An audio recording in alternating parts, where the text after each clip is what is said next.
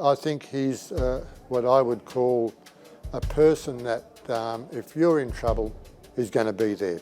I think he's other people first, and he'll do anything for them. And even beyond that, you're saying, no, don't do it, he'll still be there. And if you happen to fall over, he's there to pick you up. And I think that's something that I just admire about the man. There's never enough people out there to help. There's never enough volunteers. I'm a great believer that if you can get off your backside and get out there and help others, there's always somebody out there that needs a hand. To me, Les is a person that inspires others. Doesn't matter who you are, where you come from, he treats you the same. So I moved to Melton just on 43 years ago. We came up here, we raised our family. It's a city, but it has a country vibe where people, you can go for a walk for 20 minutes and take you 1 hour because you're always talking to somebody. Look, we have the same issues that every other community has, but probably the best move I've ever made. I was part of the Sons of the West program, and I was almost through my third year and I got bladder cancer. That was a great opportunity for guys to get together. They looked after men's health, they spoke about it. I was lucky with the Sons of the West. They actually got me back after the surgery while I was still recovering. So when we finished our 3 years of Sons of the West, we had nothing else to do. And we thought, okay, we need to start a group where we can do this all year round, just to look after men's health, mental and physical.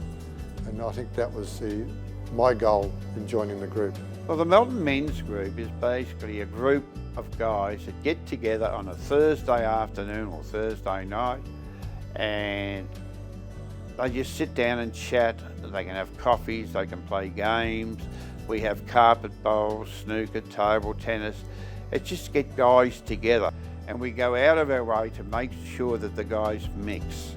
We have a couple of guys that'll just sit by themselves, and we try and drag them into the conversation.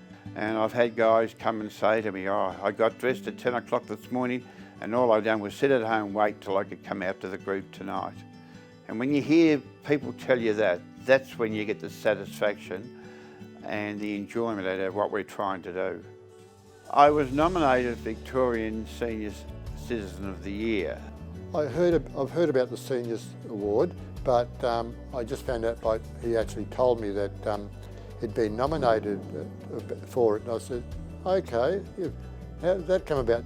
When I was first nominated, I sat down with my wife and said, we have to put down a list on what I've done. Then I suddenly find out he's 14 or so groups that he had belonged to historically, and just through our friendship, he asked me if I could join him and his family to go to Government House and support him in his nomination.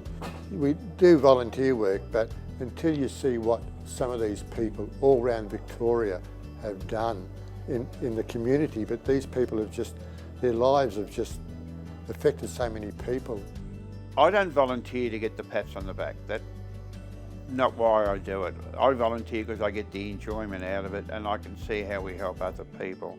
It's not something you hear about from people that you know directly, and I do respect what he's done.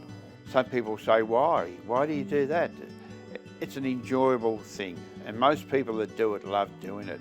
You can speak to some of the seniors out there, and they've been doing these things for 30, 40 years. That's what life's all about, it's just having fun. There's too much serious stuff out there now, so just relax and enjoy yourselves.